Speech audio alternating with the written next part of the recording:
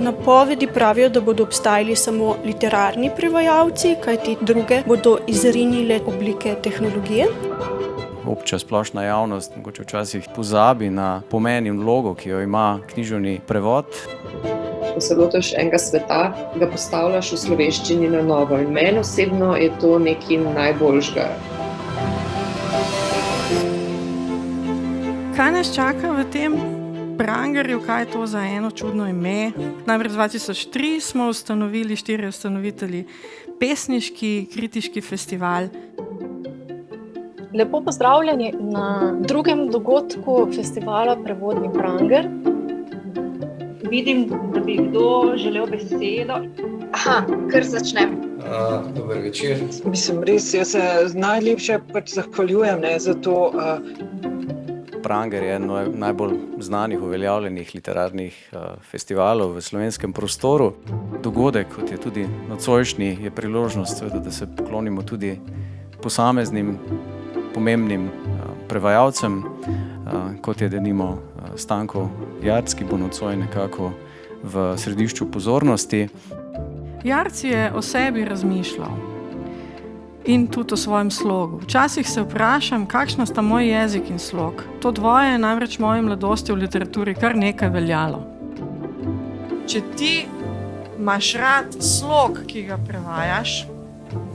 prevajaš dobro.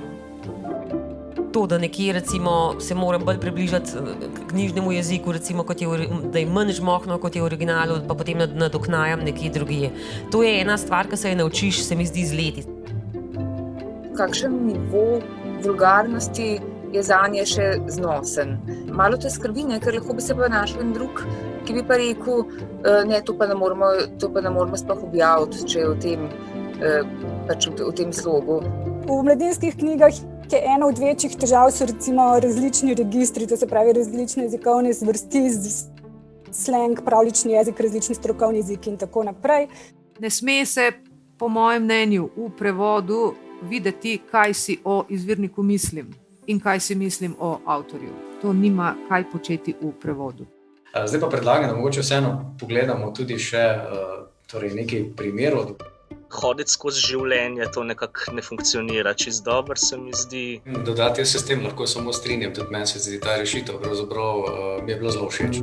Še mogoče 2 vprašanji lahko preberem iz četa. Kakšni so občutki, ko imaš prvič v roki dokončan svoj prevod nekega literarnega dela? Res gre za eno ignoranco, bi lahko rekla, ne? Oziroma je te prevodne refleksije tako malo, da se včasih pri kakšni knjižni oceni prevodnega dela prevajalca skoraj ne omenja več, ne? Ko so bili pesniki, uredniki največjih slovenskih založb, je bilo treba vse rimati, pa če tudi si žrtvoval vsebino. Ja.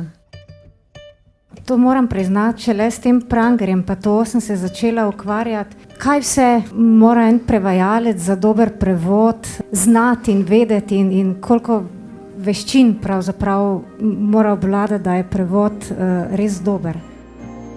In pa fascinacija s to čisto jezikovno platjo, s tem eksperimentiranjem, v bistvu, ki se dogaja, ne, s vsem tem novim, ki se poraja v teh tekstih, kar je pa zmeraj potem en prevajalski užitek tudi.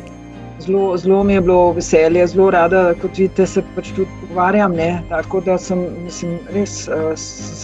zelo vesela sem. Vas res vabim, da se oglasite k besedi.